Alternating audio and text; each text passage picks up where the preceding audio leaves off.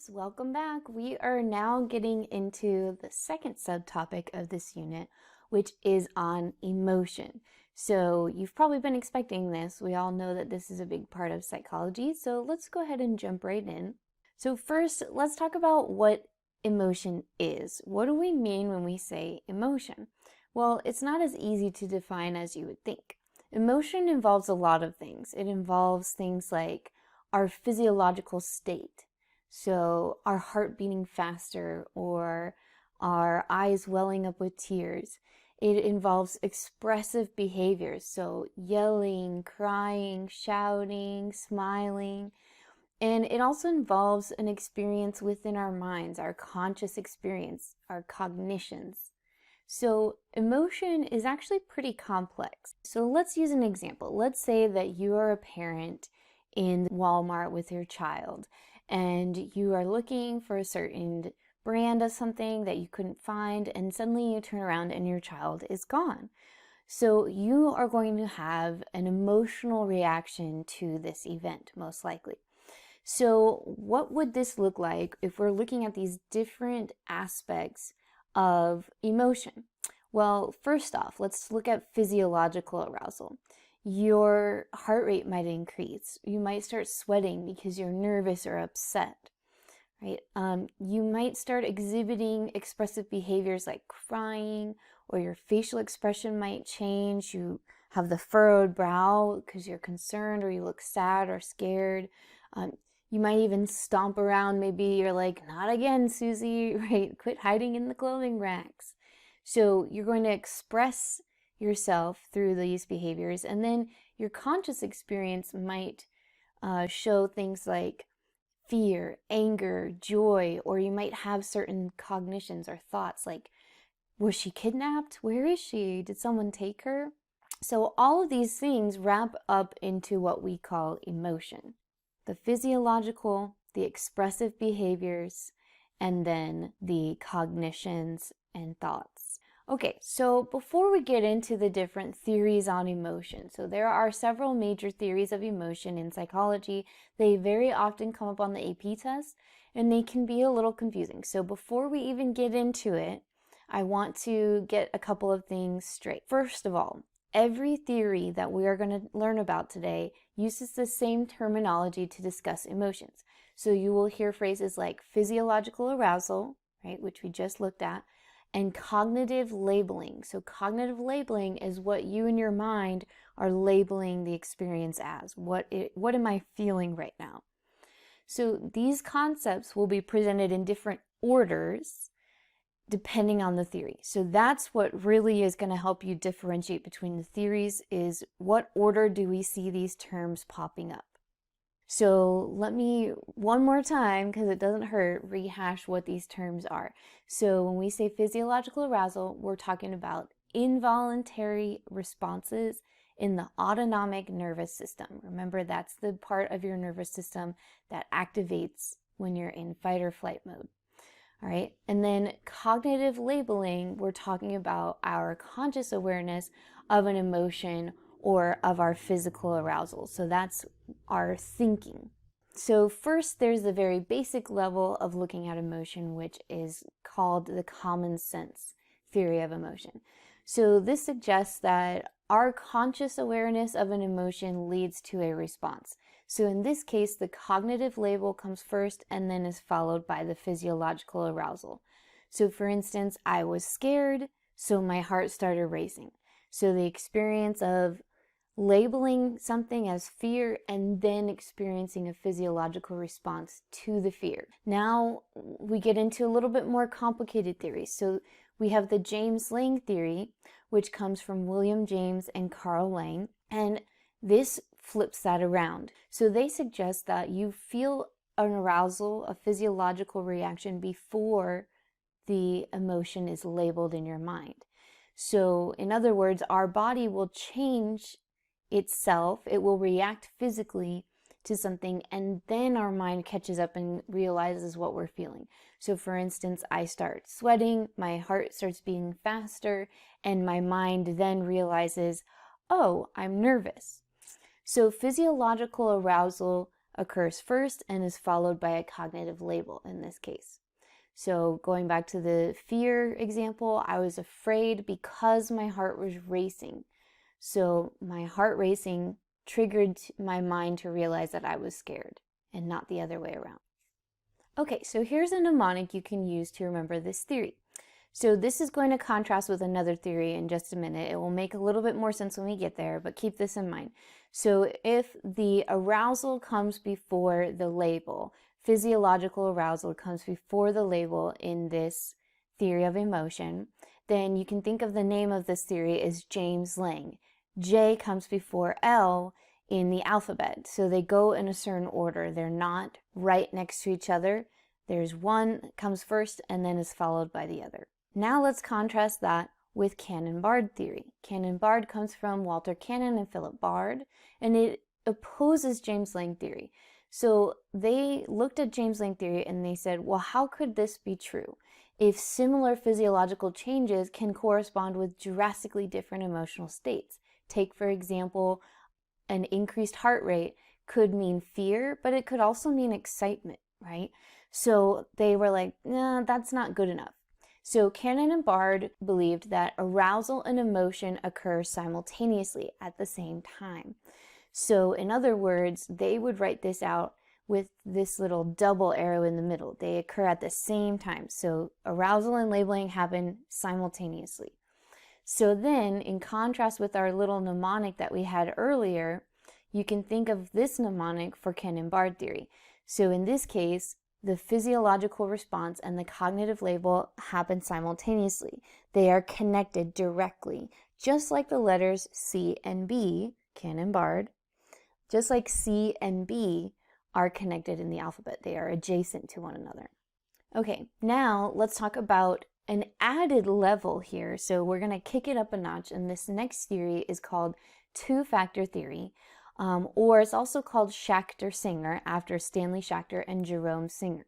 So if you're worried about memorizing both names for this one, then just think Schachter two-factor. That's how I remember that one.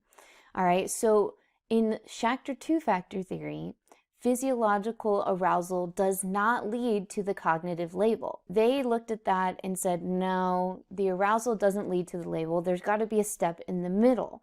So rather than the arousal leading to the label, they suggest that physiological arousal must be recognized and interpreted before it's felt consciously.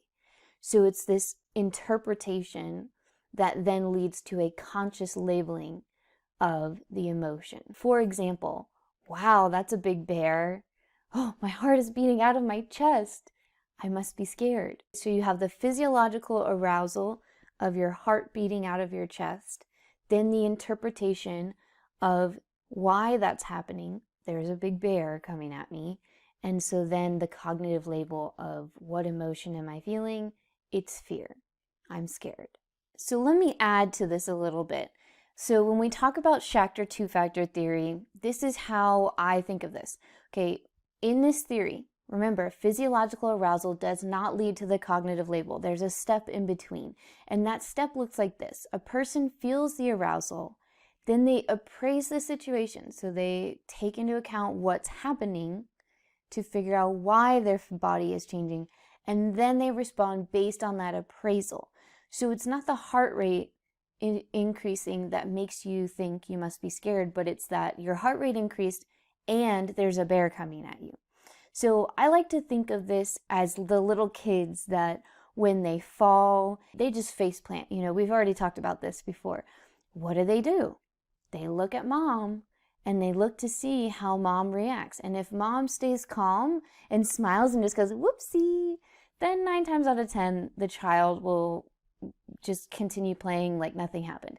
If though mom goes, oh, okay, then the baby or child is going to go, ah, and they realize I must be hurt, right? So that baby falls, they feel the physiological arousal of their heart beating faster, and they might appraise the situation and look around to figure out, why is my heart beating faster? Oh, okay. That wasn't such a big deal. I was just excited. Or I'm hurt and I'm scared. So, in other words, an emotion doesn't exist until we interpret our bodily sensations.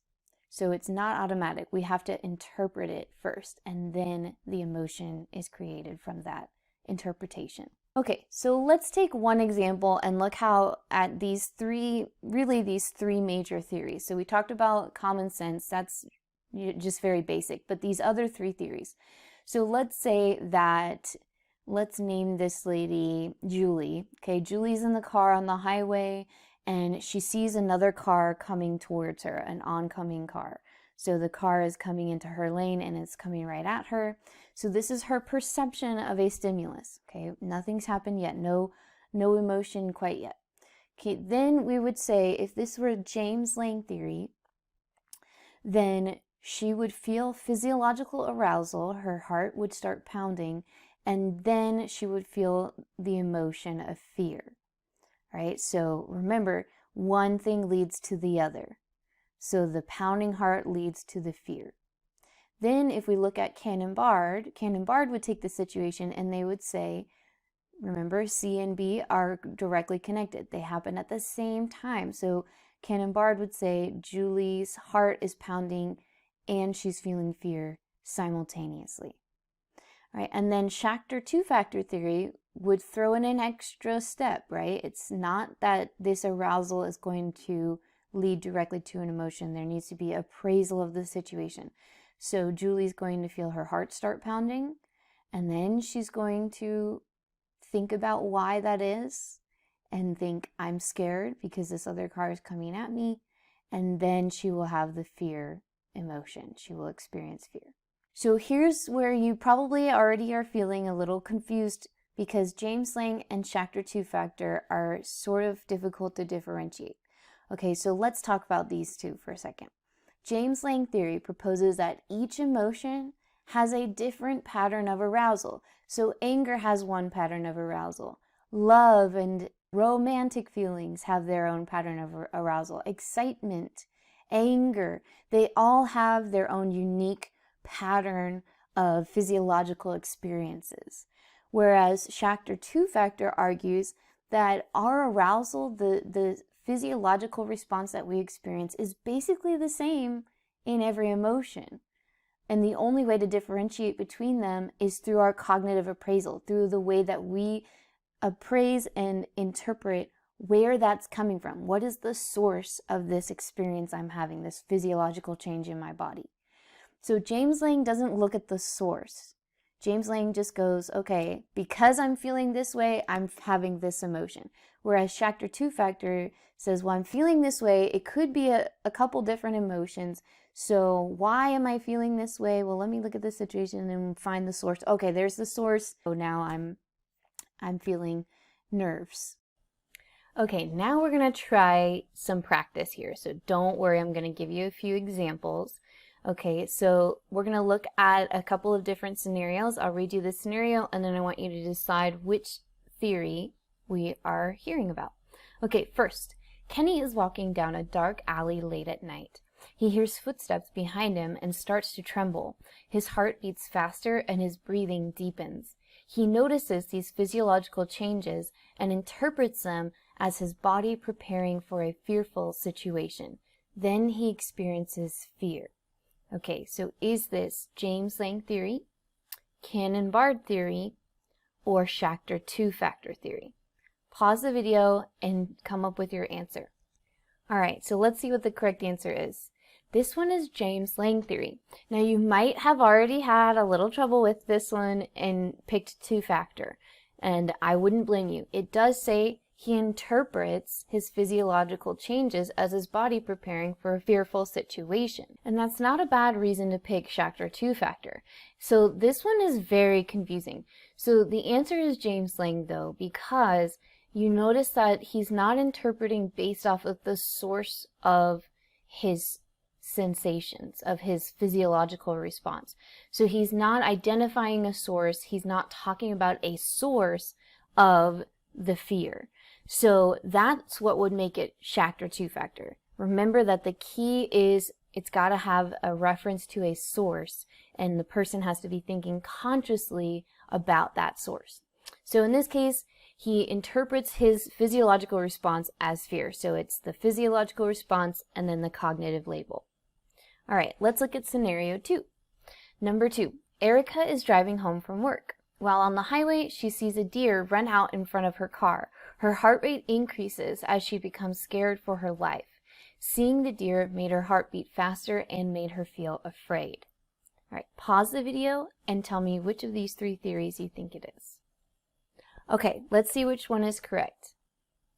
This one would be Canonbard. Okay, remember Canonbard, C and B are right next to each other in the alphabet. So the cognitive label and the physiological arousal occur simultaneously. So you can see here the key in this example is it says seeing the deer made her heart beat faster and made her feel afraid. All right, let's look at number 3. John gets fired from his job. As he walks into his house that afternoon, he punches a hole in the wall. He realizes that he punched the wall out of anger. He then becomes angry. Pause the video and tell me which one you think it is this time. Okay, so this one is James-Lange again. Okay, so we have a physiological response. The physical response is he punches the wall. All right, and then he interprets that as anger. So he is going to become angry. So then he puts a cognitive label on it. So we have physiological arousal leads to the cognitive label. Now again, why isn't this Schachter two-factor, right? He realizes that he punched the wall out of anger. Well, again, he's not thinking about what caused the anger though. He's not thinking about the source.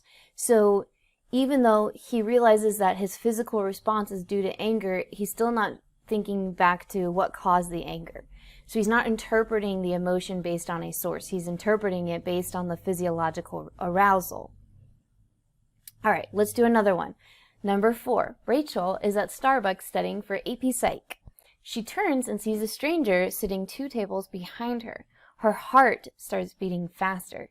As she notices her increased heart rate, she wonders why her coffee has made her more jittery than usual. Then she realizes that the boy sitting behind her is extremely attractive. She hides behind her textbook as she realizes that she must be nervous. All right, in this scenario, are we hearing about James-Lange, Canonbard, or Schachter two-factor theory? Pause the video and think of your answer. Okay, let's see which one is correct this time. You're right, it's Schachter two-factor.